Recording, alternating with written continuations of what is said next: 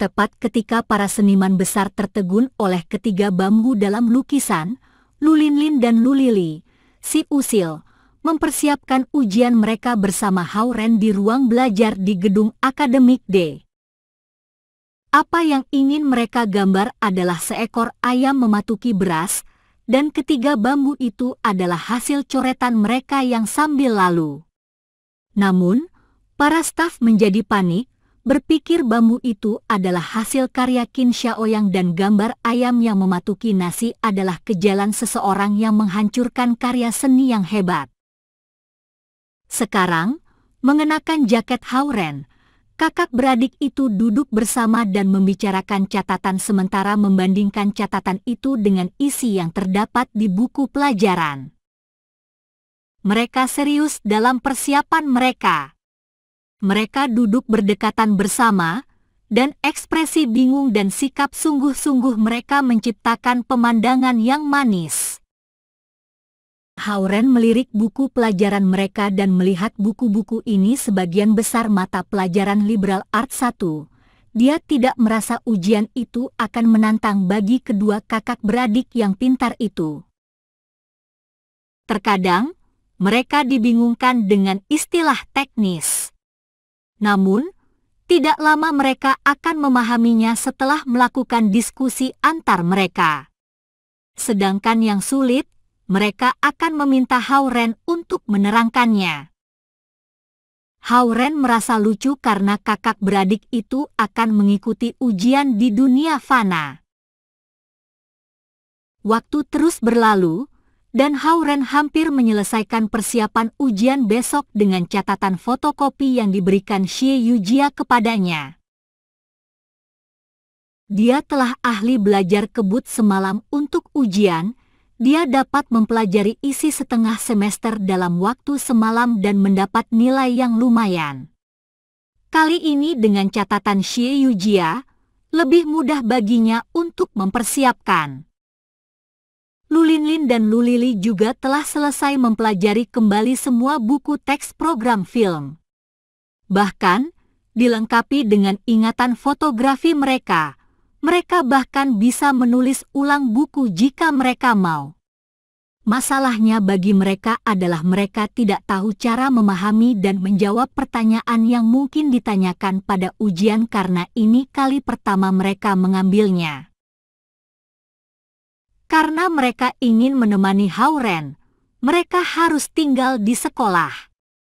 Sehingga mereka harus lulus ujian sehingga mereka tidak dikeluarkan. Sekarang jam 12. Apakah kalian sudah selesai dengan persiapan kalian?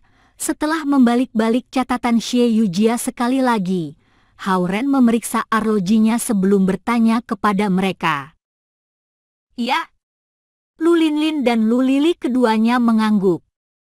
Bahkan, mereka tidak ingin pulang ke rumah dan lebih suka menghabiskan malam dengan Hao Ren. Namun, mereka juga tidak ingin membuatnya lelah. Ayo pergi. Hao Ren mengemas peralatannya dan berdiri. Dengan lingkaran hitam di bawah mata mereka, orang-orang di ruangan besar memandang Hao Ren dengan cemburu lagi. Melihat Hao Ren datang dan pergi dengan dua wanita cantik di belakangnya terlalu berat untuk mereka terima. Kampus itu sunyi, diterangi oleh cahaya remang-remang lampu jalan. Lu Qing secara khusus telah mengatur ruang asrama 2 tempat tidur untuk Lu Linlin dan Lu Lili di area kediaman pascasarjana yang terletak di sebelah kantin Yixin. Ketika Hao Ren mengantar mereka kembali ke asrama mereka, tiba-tiba terpikir olehnya bahwa karena kedua saudari itu adalah master tingkat menengah level Kun dan dia hanya berada di level setengah Kan, dia tidak memenuhi syarat untuk mengantar mereka ke asrama mereka sebagai pengawal. Namun, dia seorang pria dan sudah menjadi tugasnya untuk mengantarkan para gadis ke asrama mereka. Gongzi, selamat malam. Terima kasih atas bimbinganmu. Berdiri di pintu ke gedung asrama, Lu Linlin dan Lu Lili melambai pada Hao Ren. Selamat malam. Hao-Ren tersenyum kepada mereka sebelum berbalik untuk pergi. Meskipun ada cahaya remang-remang yang datang dari lampu jalan, sebagian besar kampus gelap. Hao-Ren tetap waspada saat berjalan kembali ke asramanya. Apa? Takut dengan seranganku? Qin Xiaoyang yang mengenakan setelan jas tiba-tiba muncul dari kegelapan. Hao-Ren mundur selangkah, dan pedang energi muncul di telapak tangannya. Qin Xiaoyang maju setengah langkah dan berkata, "Sekarang, sebagai seorang inspektur."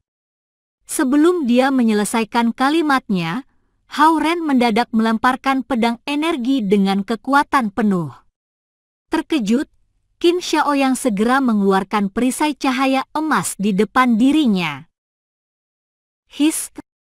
Pedang energi abu-abu Hao-Ren menembus perisai cahaya itu dan menghantam Qin Xiaoyang di dadanya, menimbulkan lubang terbakar di setelan jas hitamnya. Dengan mendengus, dia mundur setengah langkah dan melihat Hao-Ren dengan tak percaya. Bagaimana mungkin? Kekuatannya di bawah level Kan. Bagaimana dia bisa melukaiku? Pikirnya. Sebenarnya, serangan kekuatan penuh Hao-Ren bahkan bisa membakar beberapa rambut Shao Kuo, kultivator nomor 1 di dunia fana.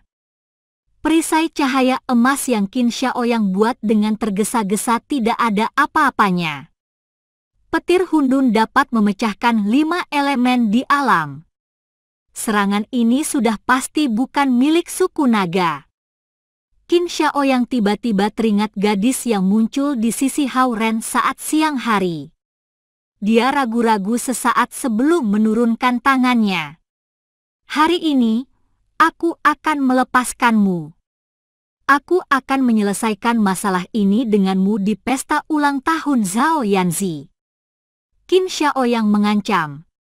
Lagi pula, tidak ada orang luar yang akan ikut campur dalam pertemuan kecil suku naga. Mengabaikannya, Hao-Ren berjalan melewati Qin Xiaoyang dan menuju ke gerbang sekolah. Qin Xiaoyang berbalik dan melihat Hao-Ren sampai Hao-Ren menghilang di ujung jalan. Dia tidak ingin menyinggung orang sebelum dia mengerti situasinya, jadi dia harus mengepalkan tinjunya dan mengontrol dirinya. Tiba-tiba, Su-Han muncul di kegelapan. "Lawanmu adalah aku," dia berkata dengan dingin. His! Sebuah pedang putih muncul di tangannya. Lonjakan energi dingin yang sangat besar langsung menyapu daerah itu. Suus! Seperti bintang jatuh yang berbalik, Qin Xiaoyang terbang ke angkasa. Tidak menyadari keberadaan Su-Han, jika Su-Han melancarkan serangan tiba-tiba. Qin Xiaoyang mulai berkeringat. Pedang panjang di tangan Su-Han berubah menjadi selembar cahaya putih ketika dia menyerang Qin Xiaoyang. Sebuah sekoci tenun emas muncul di tangan Qin Xiaoyang dan menghalangi pedang Su-Han. Bang! Suara sangat keras membangunkan setengah mahasiswa di kampus.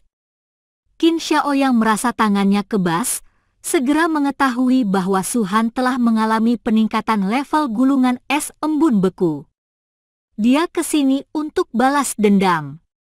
Bola cahaya merah tua segera meliputi mereka. Bang! Bang! Bang! Di dalam bola cahaya, tabrakan yang terjadi membuat angkasa mengguncang hebat. Bagi para mahasiswa yang sedang tidur ataupun belajar, seluruh kampus menjadi sunyi setelah suara nyaring itu. Hao-Ren yang sedang berjalan menuju asramanya di selatan juga mendengar suara yang sangat keras itu.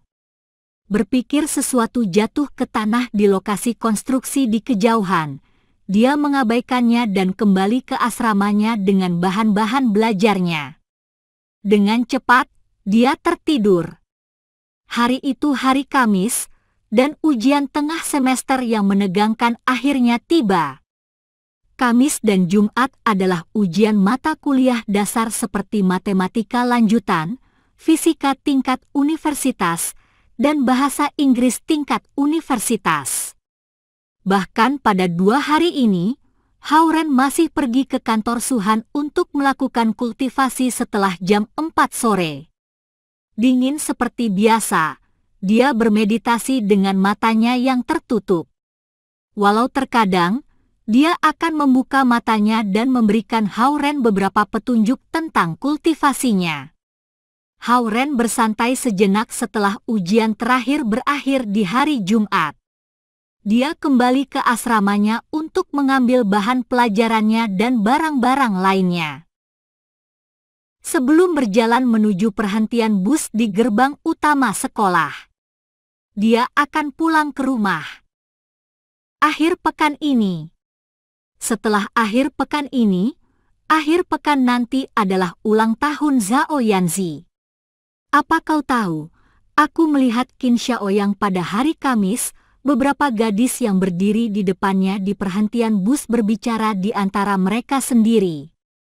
Oh, bagaimana dia? Dia ada di sana untuk mengemas pameran. Namun, aku lihat dia mengenakan plester di wajah dan tangannya. Kelihatannya dia memiliki goresan di tubuhnya. Plester? Dia pasti terlihat menawan menggunakannya. Mungkin dia menggunakannya untuk tujuan mode seperti beberapa selebritas, seorang gadis berkata dengan bersemangat. Hauren terkejut bahwa seorang master seperti Qin Xiaoyang terluka dan tidak langsung sembuh. Jika dia memiliki goresan kecil di wajah dan tangannya yang bisa ditutupi oleh plester, kelihatannya lawannya tidak bersungguh-sungguh melawannya. Siapa orang yang melukai inspektur sombong ini, ya, pikirnya. Hauren menaiki bus yang bergoyang menuju pinggir laut dan berjalan menuju ke rumahnya. Saat dia tiba di sana dan hendak berteriak, "Nenek," Hauren mendapati Xie Yujia sudah ada di sana mengenakan celemek putih. "Apa? Apa yang kamu lakukan di sini?" Hauren dengan terkejut bertanya. "Aku di sini untuk menemani nenek," Xie Yujia menjawab dengan tenang. "Kenapa, Ren? Kau ada masalah dengan itu?" Nenek berjalan keluar dari kamar di lantai 1 dan pergi ke sebelah Xie Yujia. Tidak ada masalah." Hauren meletakkan ranselnya ke sofa dan bertanya pada Xie Yujia dengan gugup. "Bagaimana kau sampai ke sini?" "Naik bus." "Akan tetapi, bus itu hanya membawaku ke pintu masuk, jadi aku harus berjalan sampai sini," dia menjawab. Hauren mengangguk. Dia memperkirakan Xie Yujia pasti telah menyerahkan ujiannya lebih awal, jadi dia sampai lebih awal daripadanya. Namun, itu setengah jam berjalan kaki dari halte. Bus sampai ke sekolah. Pasti sulit bagi gadis seperti dirinya untuk berjalan di bawah terik matahari. "Mengapa kau tidak kembali bersama Ren?" Nenek mengomelinya. "Aku tidak tahu Ren akan kembali karena dia mungkin memiliki kegiatan dengan teman sekelasnya yang lain. Lagi pula, aku di sini untukmu." Xie Yujia tersenyum cerah. "Gadis malang. Kau harus berjalan selama itu?" Nenek melihat Xie Yujia dan berkata. "Memerlukan waktu 1 jam perjalanan dengan menggunakan bus dan setengah jam berjalan dari halte bus ke sini. Itu bisa dihitung sebagai olahraga bagi Hauren, tetapi bukan tugas yang mudah bagi gadis seperti Xie Yujia." "Nenek, bisakah aku memasak ikan dengan cara yang sama seperti yang terakhir kali?" "Dikukus?" Xie Yujia mengganti topiknya. "Tentu saja, apapun yang kau mau. Selama kau kokinya, aku akan menyukainya." Nenek berkata dengan ramah. "Oke." Xie Yujia mengangguk dan masuk ke dapur. Hao-Ren menyadari rumah itu kosong dan bertanya, "Kemana orang tuaku, nenek?" "Ah, mereka..." Membicarakan mereka membuatku marah. Nenek terlihat kesal. Mereka pergi ke Beijing untuk sebuah proyek besar nasional kali ini dan tidak akan kembali selama sebulan. Mereka pergi bersama. Hao-Ren bertanya. Ya, mereka bilang ini proyek banyak bidang, dan mereka tidak memberitahukanmu karena mereka tidak mau mempengaruhi suasana hatimu selama ujian, kata nenek.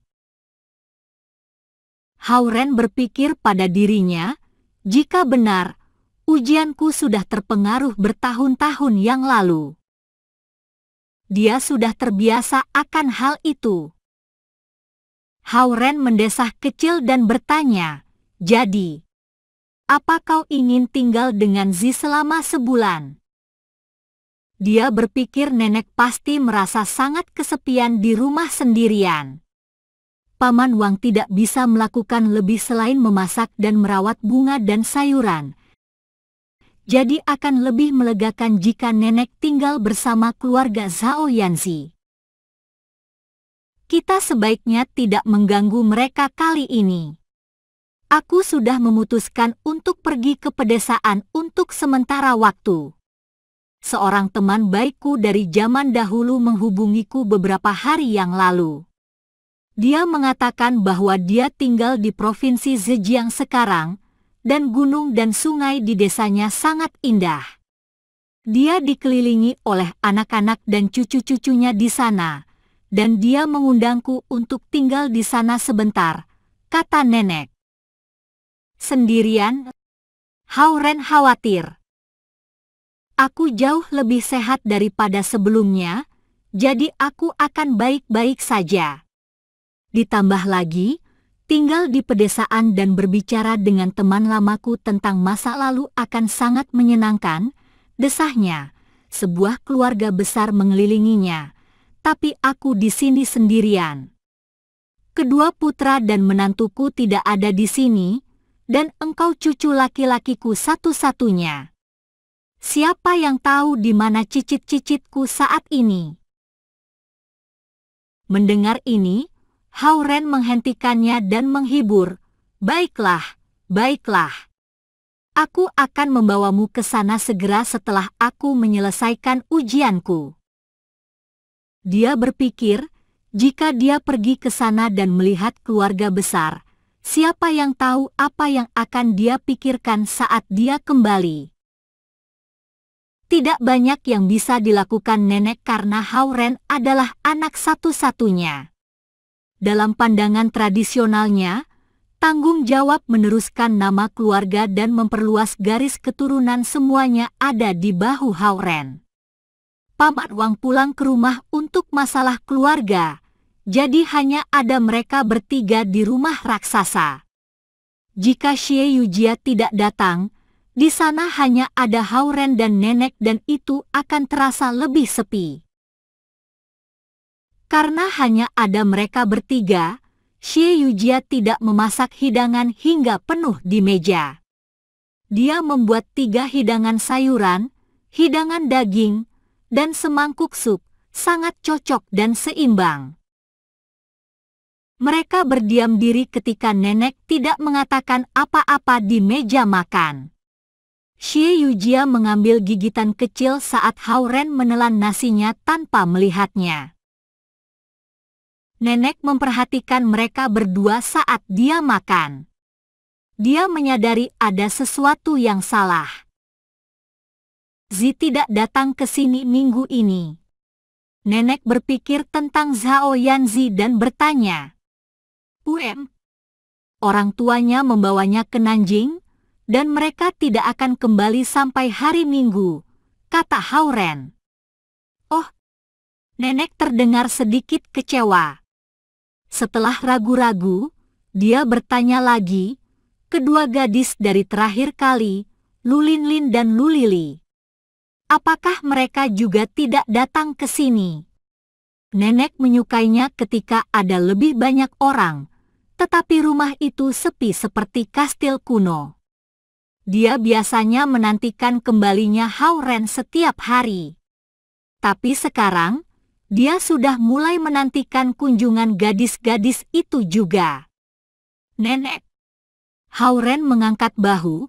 Mereka berdua memiliki urusan mereka sendiri dan tidak bisa menghabiskan waktu bersamamu setiap minggu. Tapi mereka memberitahuku bahwa mereka akan datang setiap akhir pekan. Dia bergumam. Dia memuja si kembar yang manis dan cantik itu. Hao Ren merasa sangat sedih melihat kekecewaan di mata neneknya. Nenek hanya ingin orang berkunjung untuk menemaninya. Menginaplah di sini malam ini bersama nenek, Yujia kecil. Nenek tiba-tiba memandang Xie Yujia dan berkata. Xie Yujia ragu-ragu untuk sesaat waktu mata indahnya berkedip beberapa kali. Dia mengambil ponselnya dan menjawab, "Sebentar, aku akan menelepon bibiku." Dia berdiri dan berjalan ke jendela bergaya Prancis menghadap lautan. Setelah beberapa saat, dia menutup telepon dan kembali.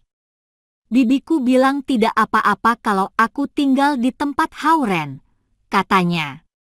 Nenek tersenyum senang mendengar jawabannya, dan itu juga membangkitkan selera makannya. Nenek mengajukan banyak pertanyaan, dan anak-anak menjawab satu persatu. Mereka tampak seperti keluarga sungguhan di meja. Setelah makan malam, Xie Yujia dan Hao Ren membersihkan piring bersama-sama. Meskipun Xie Yujia telah mengaku pada Hao Ren di perpustakaan, masih ada sesuatu yang aneh terjadi di antara mereka. Mereka membersihkan semuanya dengan tenang dan cepat-cepat. Pindah ketika mereka berpapasan dari waktu ke waktu. Tidak seperti gadis-gadis gila dan liar di sekolah, Xie Yujia jujur dan pendiam pada saat yang sama.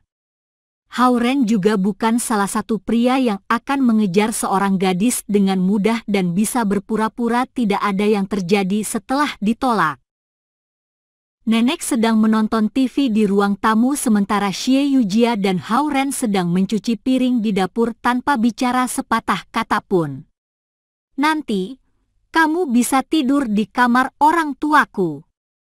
"Kamarnya kosong karena mereka pergi ke Beijing," kata Hao Ren dengan suara kering setelah lama diam. Oke." Xie Yujia mengusap piring hingga kering dengan lembut saat dia menjawab. Kemudian, tidak ada lagi yang dibicarakan.